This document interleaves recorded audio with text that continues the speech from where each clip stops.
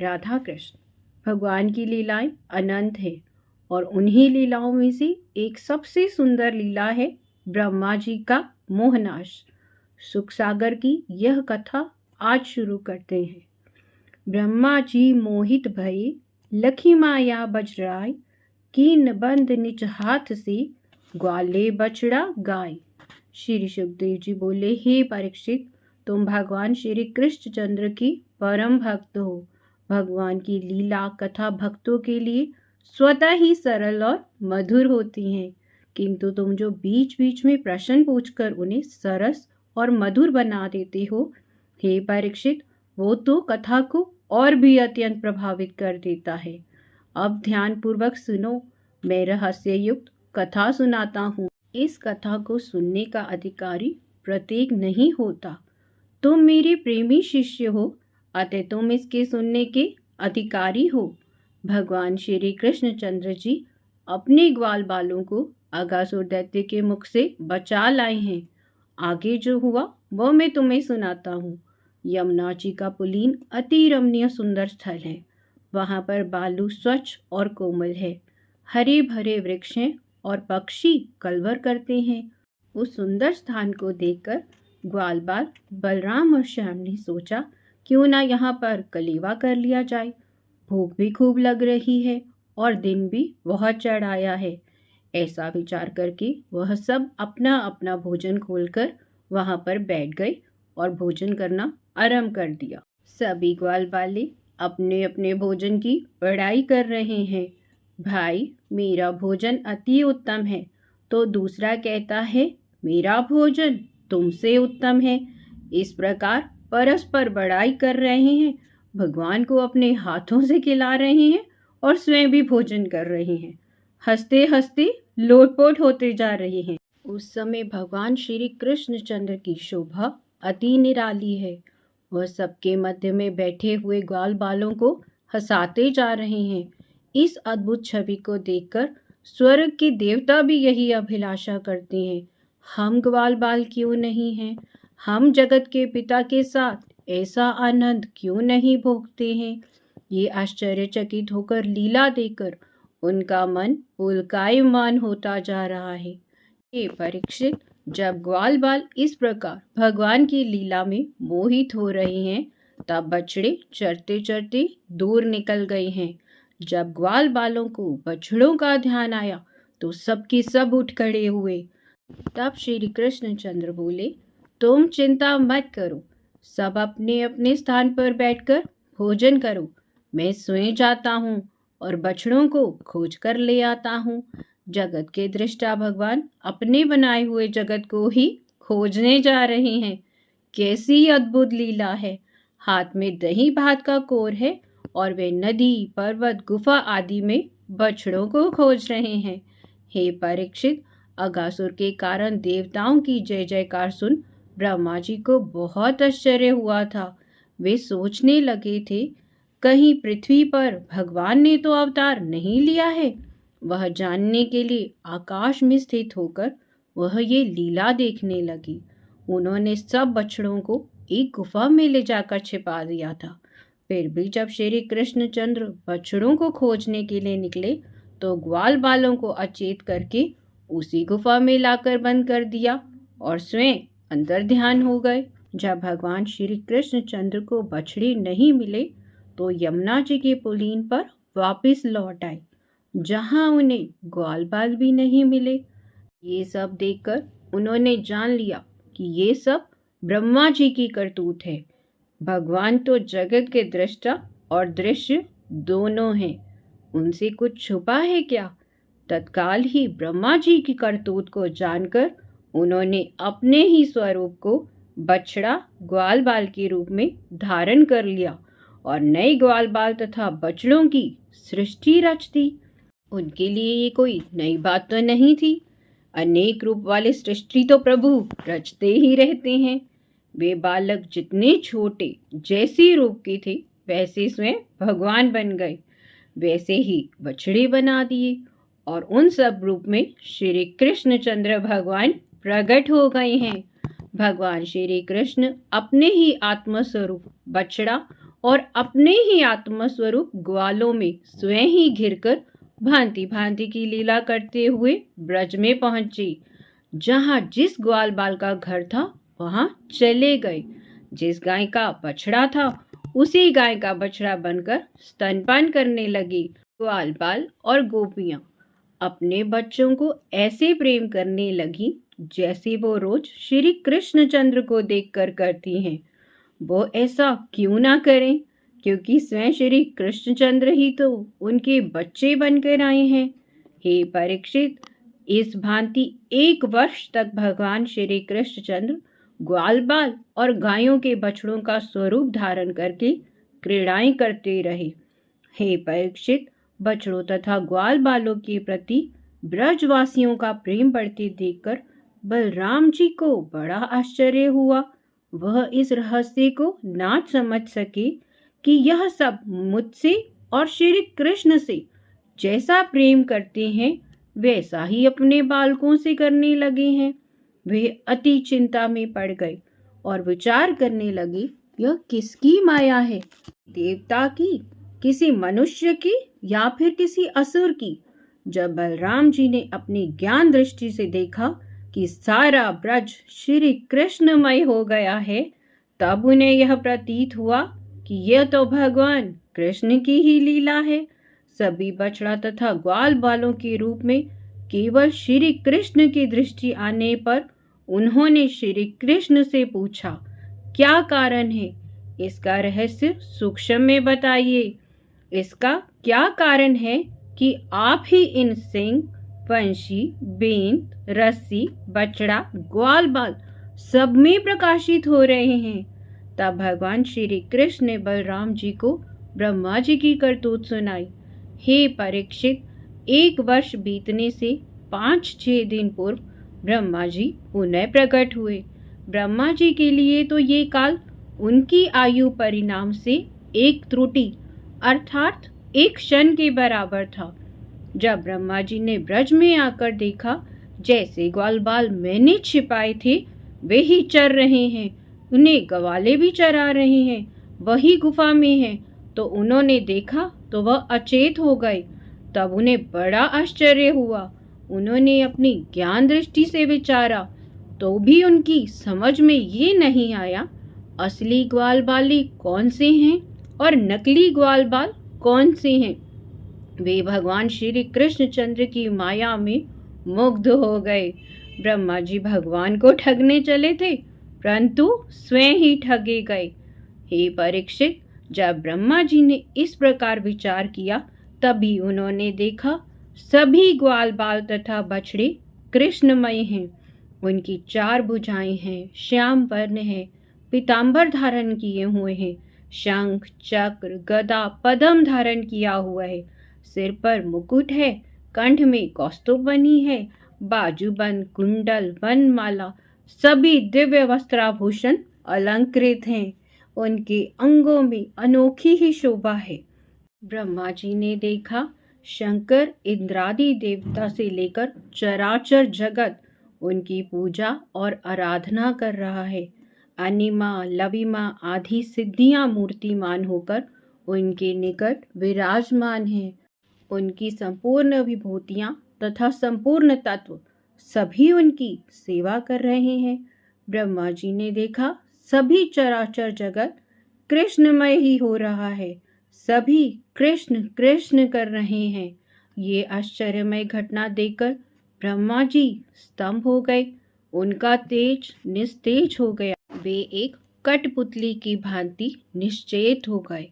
यद्यपि ब्रह्मा जी ज्ञान में तथा जगत की उत्पत्ति करते हैं, सबके पूर्वज हैं, किंतु वह भी भगवान की माया में मोहित हो गए।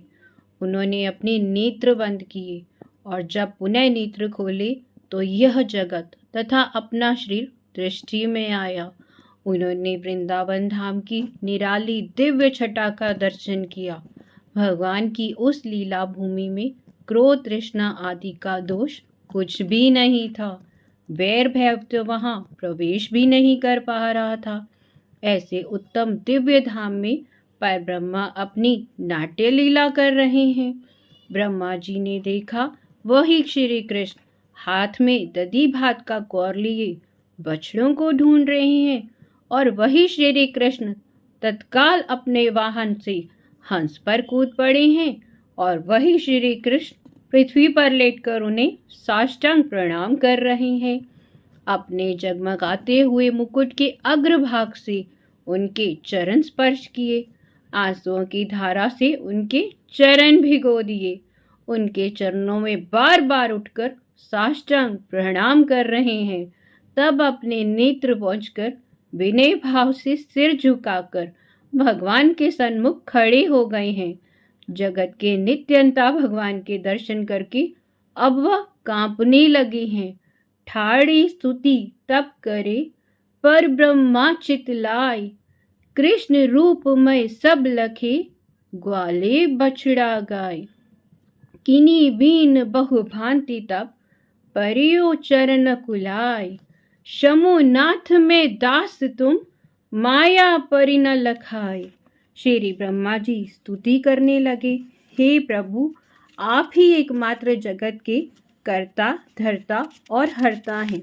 मैं आपको नमस्कार करता हूँ। आपका ये श्याम शरीर, मोरपंख का मुकुट तथा झिलमिलाते हुए कुंडल, किंकिन कंगन, बाजूबंद तथा वनमाला अति सुंदर है। नन्हे नन्हे हाथों में दधी भात का कोर अति शोभामान है। साथ ही कमर पर खुरसी हुई बंशी, बगल में लकड़ी तथा सींग अति शोभामान है। मैं आपके इस ग्वाल स्वरूप को बार बार नमस्कार करता हूँ।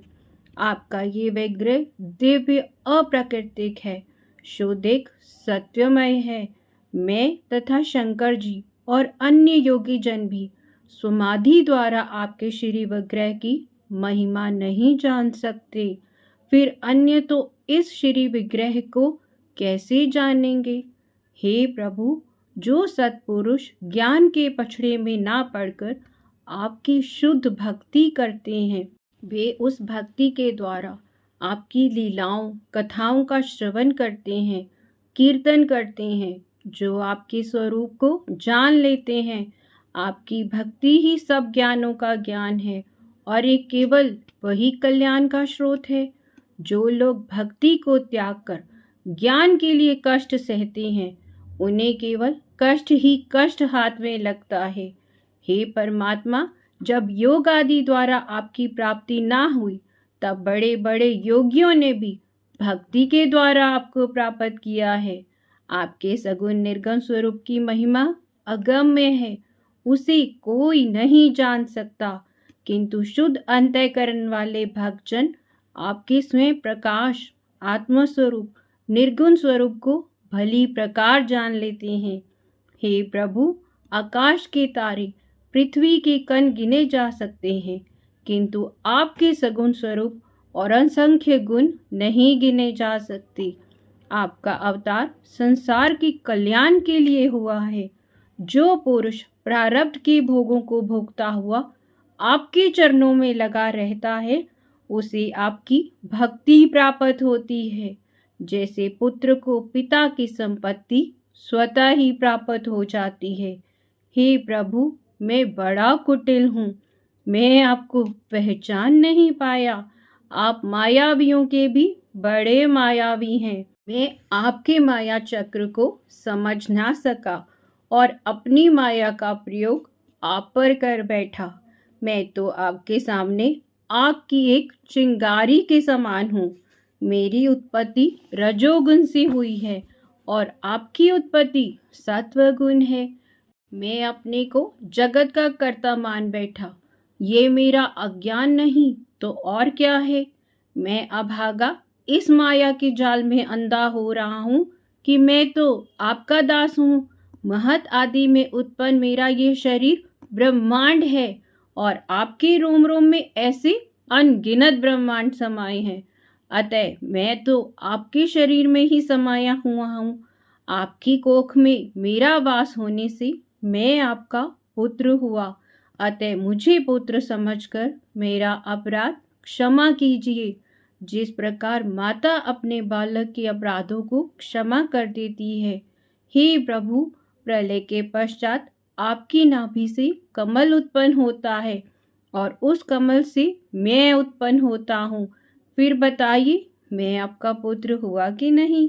हे प्रभु, आप समस्त जीवों के आश्रय स्थान हैं। आप ही जीवों के प्रवर्तक हैं और आप ही जीवों को जानने वाले हैं। आप सदा पूर्ण रूप में रहते हैं। मैं आपको 100 वर्ष तक जल में खोजता रहा, किंतु आपको नहीं पा सका। अभी अभी माता यशोदा ने आपके मुख में तीनों लोगों को देखा था। यह आपकी माया नहीं तो और क्या है? आपकी माया से ये जगत जैसा बाहर से प्रतीत होता है, वैसा ही आपके उधर में प्रतीत होता है। आपने ही मुझे अपनी माया में फंसा लिया है। पहले आप एक थे, फिर आप अनेक हो गए। समस्त ब्रज की गायें, ग्वालों, वंशी, रस्सी, बछड़ों आदि में आप ही प्रतीत होने लगे हैं। आपके चतुर्भुज स्वरूप का दर्शन करने लगा हूँ। हे प्रभु, अब केवल आप ही शेष हैं।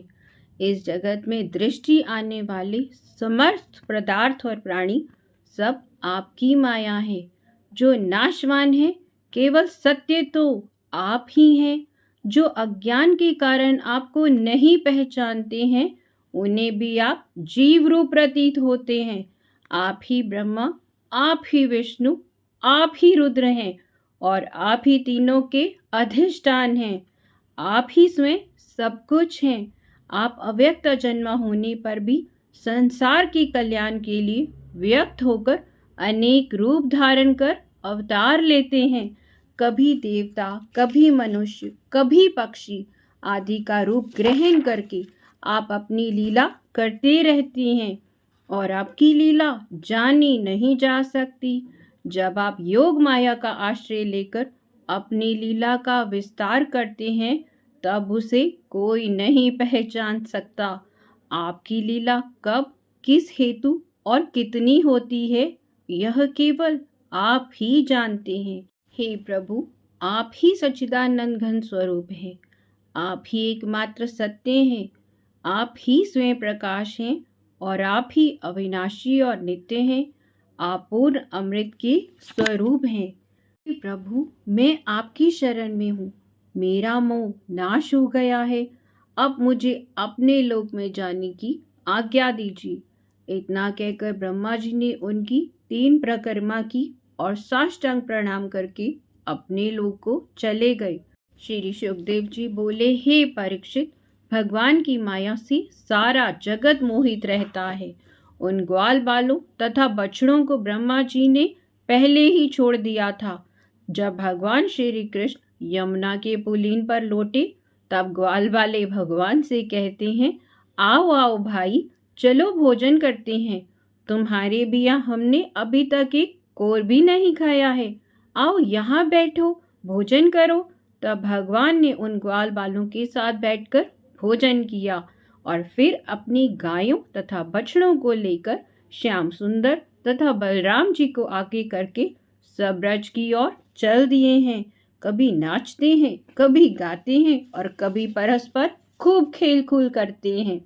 जब श्याम ने राम ग्वाल वालों को गौओं के साथ ब्रज के निकट पहुंचा देखा, तब बांसुरी की टेर सुनकर सभी ब्रज वाले, जो दिन भर के विरह के कारण दुखी हो रहे थे, उठकर भागे हैं। मार्ग में दोनों ओर श्याम सुंदर के दर्शन के लिए सबके सब खड़े हैं। श्याम सुंदर की कृपा दृष्टि उन पर पड़ी। दृष्टि से दृष्टि मिली, तब अपनी दृष्टि से उनके हृदय शीतल करके उनकी विरह व्यथा को हरि शांत करते हैं और वृंदावन में प्रवेश करते हैं।